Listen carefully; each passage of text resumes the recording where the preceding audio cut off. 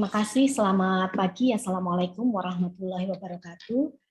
Salam sejahtera untuk kita semua.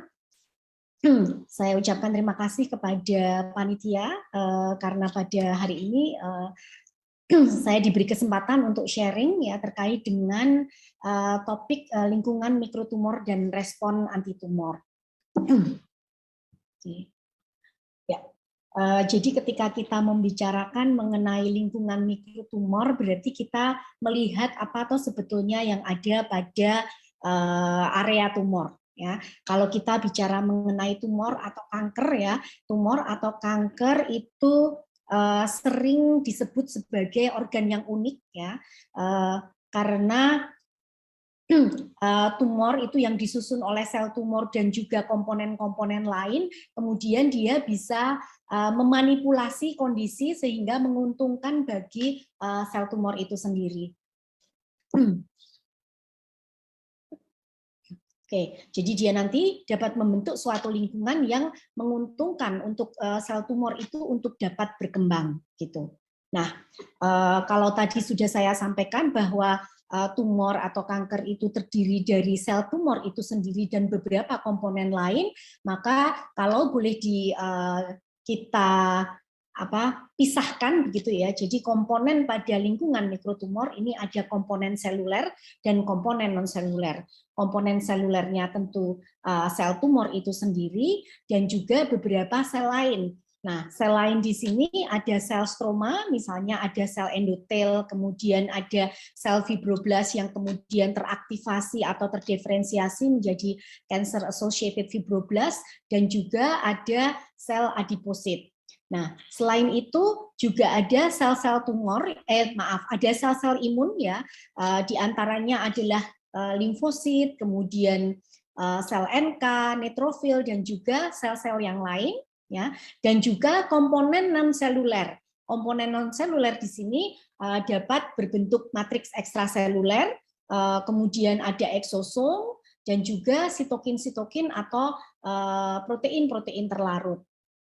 Nah, lingkungan mikrotumor ini pada dasarnya kemudian akan menjadi rumah bagi sel tumor atau sel kanker itu, dan dia merupakan jembatan yang akan menghubungkan dengan seluruh bagian dari tubuh kita. Nah, tadi kebetulan juga sudah disinggung banyak sekali kaitannya mengenai stem cell ya, yang hubungannya tetapi dengan terapi pada kanker ya oleh Prof. Shane. Dan di sini ternyata salah satu komponen dari lingkungan mikrotumor itu adalah cancer stem cell ya. Cancer stem cell, kalau yang gambar di sebelah ini kiri ini kita lihat bagaimana cancer stem cell itu terbentuk ya, bisa dari stem cell awal dan juga yang sudah terdiferensiasi awal lalu kemudian mengalami mutasi ya, yang kemudian cancer stem cell ini ada atau menjadi bagian dari suatu kanker ya, atau ada di dalam lingkungan mikrotumor.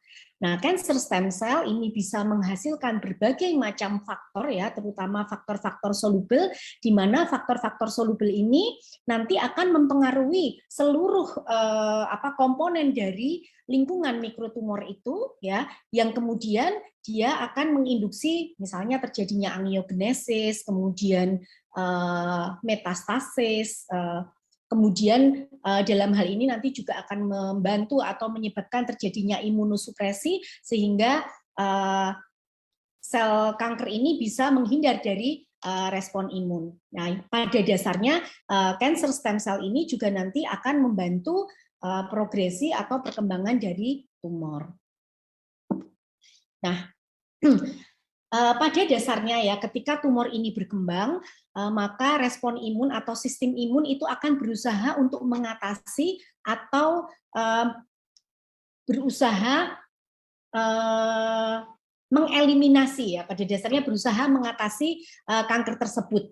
Nah, kalau boleh kita bagi ya, atau secara umum bahwa respon terhadap tumor itu dibagi menjadi 3 fase, yaitu fase eliminasi, fase equilibrium, dan juga fase escape. Pada fase eliminasi yang terjadi ini biasanya terjadi pada awal-awal perkembangan tumor ya. Yang terjadi pada fase eliminasi ini adalah sel-sel imun itu akan berusaha untuk membunuh ya sel-sel kanker. Nah, namun ketika pada fase eliminasi ini ternyata ada juga sel kanker yang kemudian bisa lolos dari pengawasan dan juga dibunuhnya oleh sel-sel imun tersebut. Nah, sel-sel yang kemudian bisa lolos ini kemudian akan berkembang lebih lanjut, dia akan mendapatkan kemampuan atau mendapatkan mutasi-mutasi tambahan ya, sehingga nanti dia tidak sepenuhnya bisa diatasi oleh respon imun. Nah, sebetulnya fase equilibrium ini adalah fase yang paling panjang dan fase di mana terjadinya perkembangan kanker. Nah, kemudian selanjutnya adalah fase escape, di mana fase escape atau fase di mana sel-sel kanker ini bisa menghindar dari respon imun. Ya, nah karena nanti yang terjadi ternyata sel-sel imun yang ada pada lingkungan mikrotumor itu ternyata dia nanti akan cenderung untuk mengalami atau berkembang menjadi sel-sel yang sifatnya imunosupresif. Nah, ketika kita bicara mengenai fase eliminasi tadi, ya, fase di mana terjadi pada awal-awal perkembangan kanker. Nah, yang paling dianggap ya, atau paling sering dianggap sebagai sel yang sangat berperan pada pengatas atau mengatasi sel kanker itu terutama adalah sel T CD8 sitotoksik dan juga sel NK. Ya, itu yang paling sering kita dengar bahwa yang berperan untuk mengatasi tumor adalah kedua sel tersebut. Walaupun ketika kita nanti bicara mengenai limfosit, tentu saja ada peran sel lain dalam hal ini. Di awal itu ada sel dendritik yang berperan untuk mengaktifkan sel limfosit T tersebut. Ya, nah ketika ada tumor, maka tumor ini akan mengekspresikan ya tumor antigen ya, dan juga dia akan mengekspresikan suatu suatu antigen juga ya yang kita kenal dengan DAM. Nah, keduanya ini nanti akan ditangkap oleh dendritic cell. Jadi DAM ini adalah danger associated molecular pattern ya.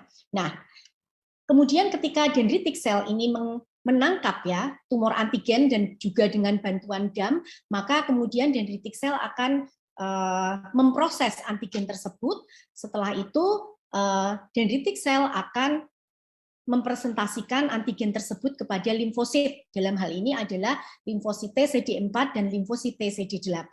Yang kita tahu nanti limfosit CD8 akan terdiferensiasi menjadi limfosit sitotoksik. Ya. Nah, kemudian limfosit CD4 ya di sini perannya adalah dia juga akan membantu mengaktifkan limfosit CD8 dan selain itu dia juga bisa sebagai sel efektor yang nanti bisa menghasilkan berbagai macam sitokin yang juga akan menginduksi kematian sel tumor. Nah, jadi kalau kita bicara mengenai fungsi antitumornya, jadi kira-kira demikian. Bagaimana respon imun mengatasi sel kanker. Nah, ketika kita tadi bicara mengenai lingkungan mikrotumor, nah di dalam lingkungan mikrotumor tadi ada sel-sel imun. Nah, di sini yang akan kita bicarakan adalah tumor infiltrating lymphocyte ya, atau dalam hal ini adalah limfosit yang ada di dalam lingkungan mikrotumor. Nah, di sini ada CD4 ya yang tadi sudah kita bicarakan dan CD8. Namun selain itu juga ada sel lain yaitu sel NK misalnya, dan juga ada limfosit B yang kemudian limfosit B ini juga akan dibantu nanti diaktifkan oleh sel TCD4 ya yang T helper, T follicular helper, kemudian akan menjadi sel plasma yang nanti akan menghasilkan antibodi anti tumor. Nah, sel TCD8 ya, ini sel TCD8 setelah diaktifkan oleh dendritic cell ya dengan antigen tumor tadi, maka kemudian dia akan menjadi aktif menjadi sel T sitotoksik. Nah, kemudian sel T sitotoksik ini nanti akan mengenali antigen yang dipresentasikan oleh sel tumor melalui MHC kelas 1 dikenali oleh reseptornya.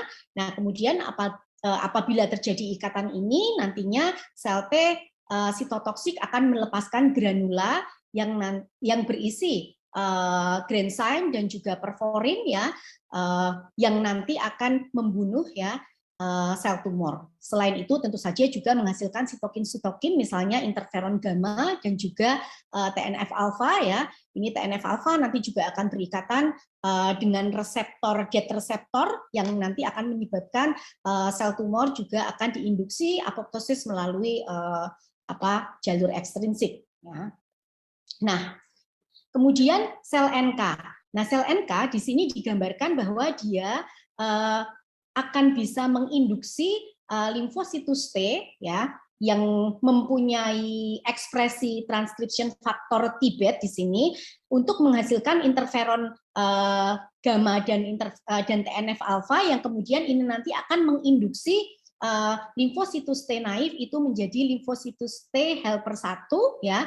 Kemudian nanti limfositus T helper 1 ini akan menghasilkan interferon gamma, TNF alpha yang itu nanti juga akan menginduksi kematian dari sel tumor.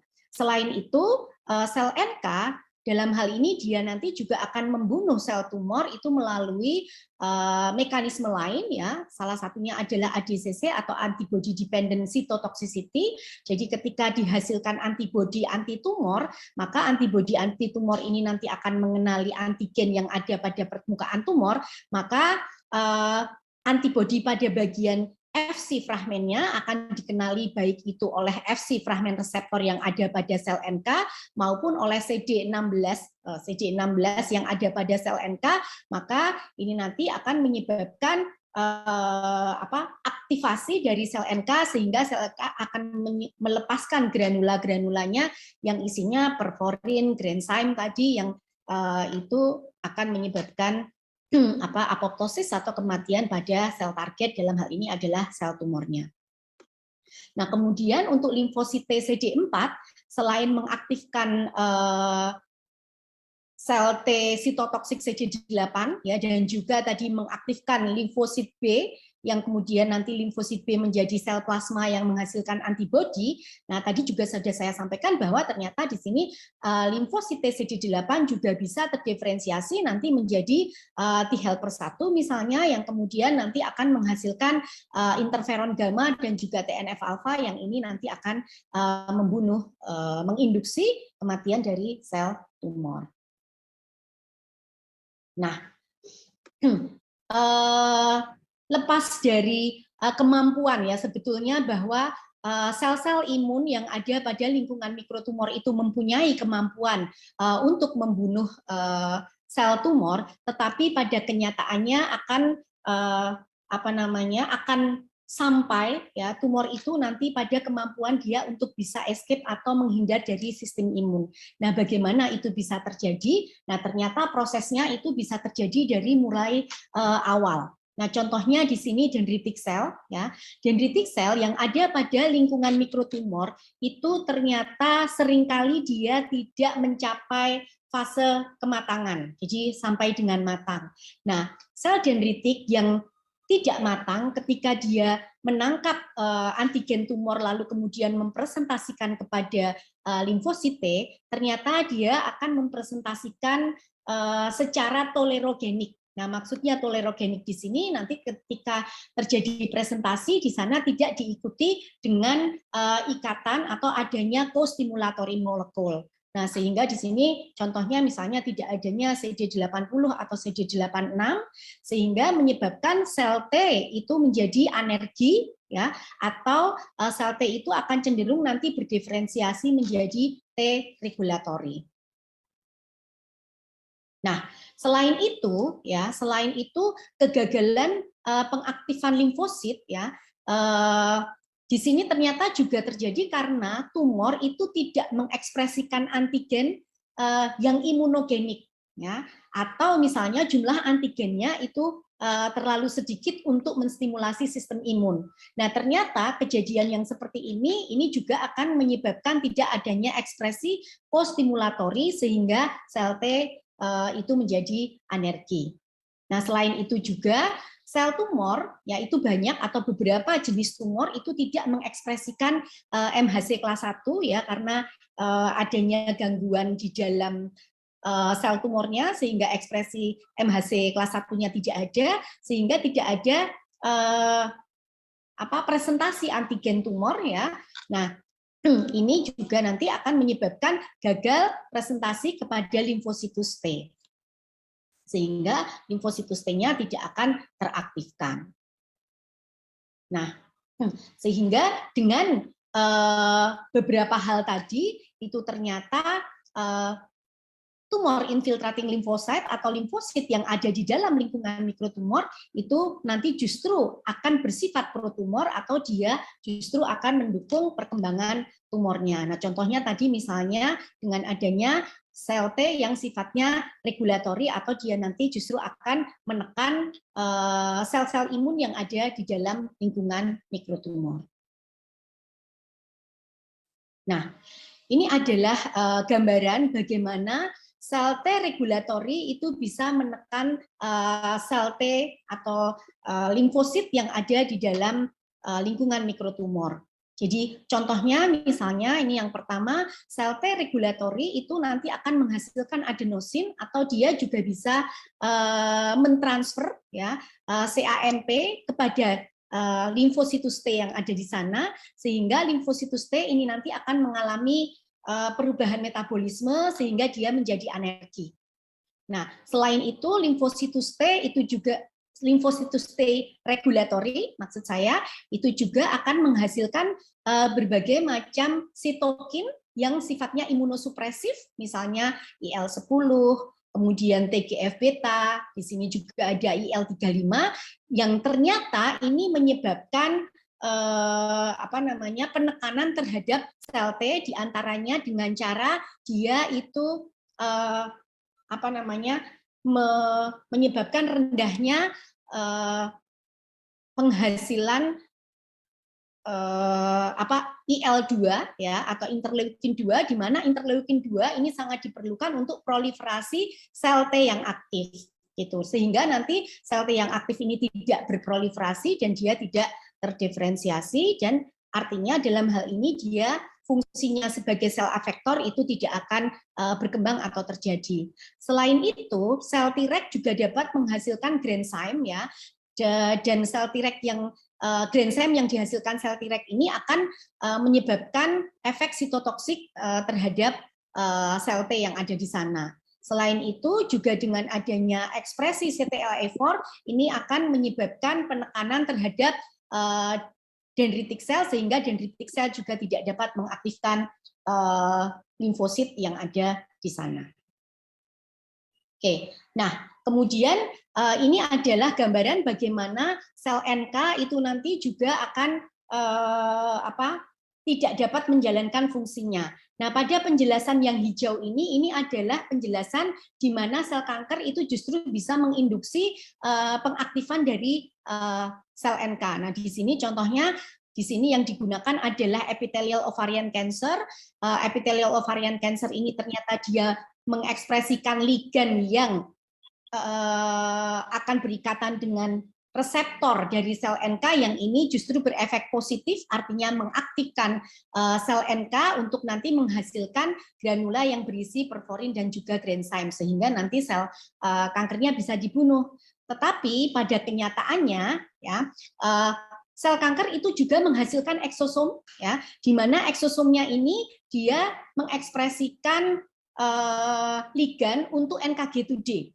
Ya, sehingga nanti NKG2D-nya itu yang harusnya bisa mengenali ligan yang ada pada permukaan sel yang stres, contohnya adalah sel kanker ya, misalnya ini MIC-A, MIC-B dan ULBP, NKG2D tidak bisa berikatan sehingga tidak akan terjadi pengaktifan sel NK, sehingga sel NK-nya tidak dapat membunuh sel kanker.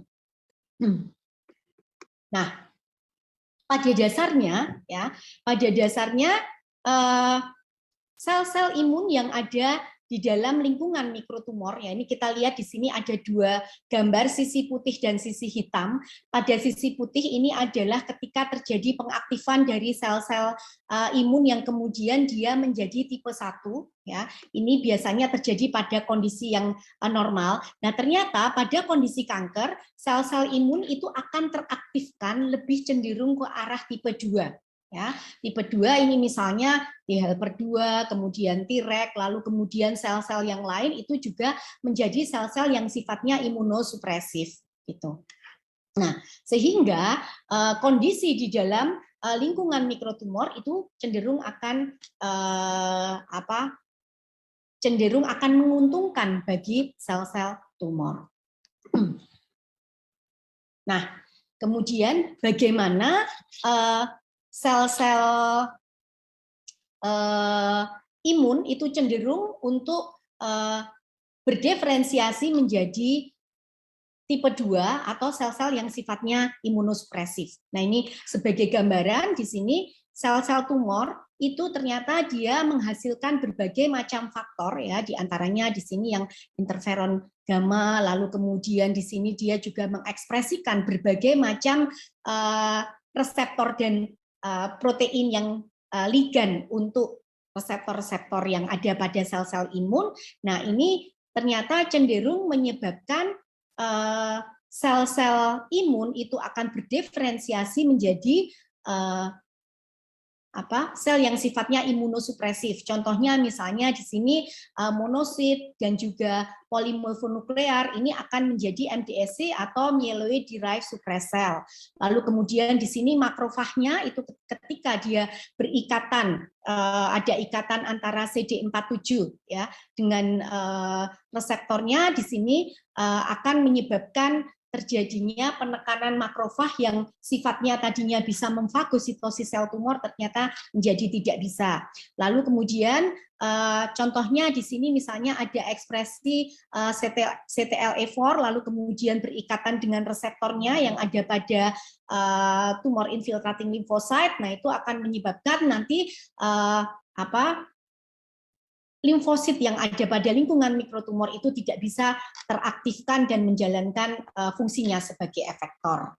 Nah, pada gambar ini sebetulnya juga menunjukkan peran yang sama, ya, peran yang sama dari sel tumor terhadap kejadian mengapa sel-sel yang ada pada lingkungan mikrotumor itu menjadi imunosupresif atau dia tertekan fungsi efektornya. Nah, di sini ditunjukkan bahwa sel tumor itu dia menghasilkan berbagai macam soluble faktor, ya, sitokin dan soluble faktor yang lain yang di sini akan menekan sel-sel tersebut, ya, untuk tidak berfungsi efektornya dan juga diferensiasi cenderung menjadi sel-sel yang sifatnya imunosupresif tadi menjadi PMN dan juga monocyte ini menjadi MDSC, lalu kemudian di sini sel T juga akan cenderung menjadi Treg.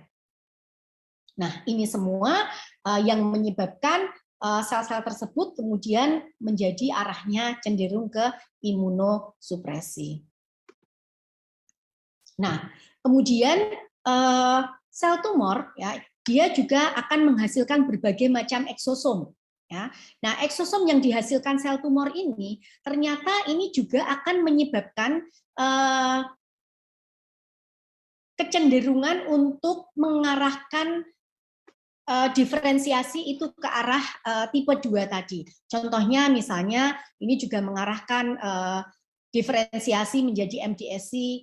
Di sini makrofagnya akan cenderung menjadi makrofag M2, lalu kemudian di sini akan menekan, ya, fungsi dari limfosit T dan juga sel NK, dan juga di sini akan menyebabkan sel-sel lain, dalam hal ini tidak hanya sel-sel yang sel-sel imun, tetapi juga sel-sel stroma itu untuk lebih mendukung perkembangan tumor. Contohnya dalam hal ini sel endotel, ya, atau yang kita kenal kalau di dalam tumor itu adalah tumor endothelial cell, dia akan lebih banyak menghasilkan VEGF dan juga faktor-faktor yang lain.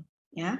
Nah, selain sel tumor yang menghasilkan eksosom, ternyata sel tumor itu juga menerima eksosom dari sel-sel yang lain yang ada pada lingkungan mikrotumor. Contohnya di sini makrofag, kemudian cancer associated fibroblast, kemudian mast cell, dan juga sel yang lain itu juga akan menghasilkan eksosom yang akan diterima oleh sel tumor.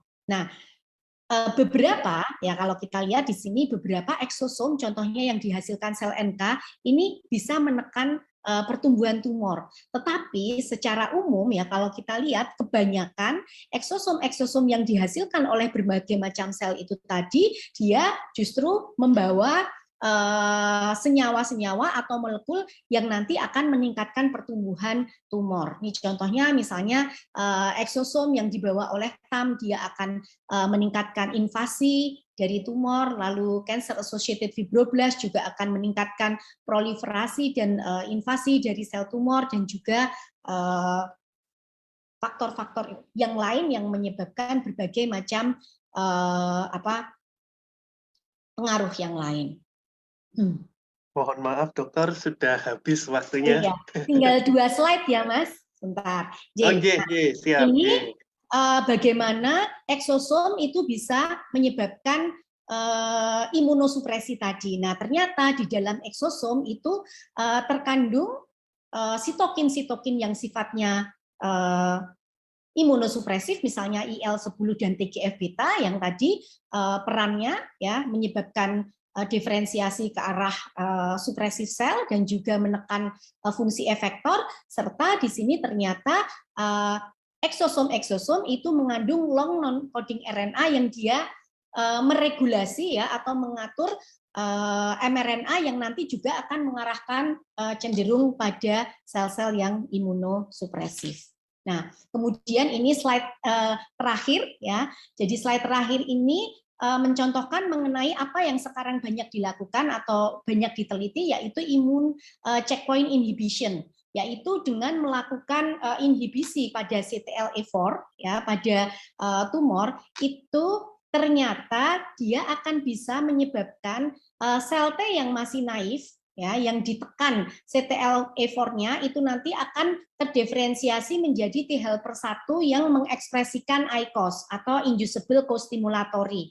Nah, sel ini nanti mampu untuk bermigrasi ke area tumor dan di area tumor ini ternyata dia nanti akan berinteraksi dengan sel tumor dan juga APC yang ada di sana yang akan menyebabkan positive co-stimulation sehingga dia akan menjadi aktif. Nah, ketika aktif dan juga di sini masih ada inhibisi untuk imun checkpoint-nya, nanti sel-sel tersebut itu akan menghasilkan sitokin-sitokin yang berperan untuk membunuh sel tumor, misalnya TNF-alfa dan juga interferon gamma. Interferon gammanya juga dapat mengaktifkan CTL lebih lanjut sehingga nanti fungsi TIL pada antitumor ini bisa ditingkatkan. Nah, demikian apa yang bisa saya sampaikan. Ini sebagai kesimpulan nanti bisa dibaca sendiri karena pada dasarnya isinya sama dengan apa yang sudah saya sampaikan. Terima kasih.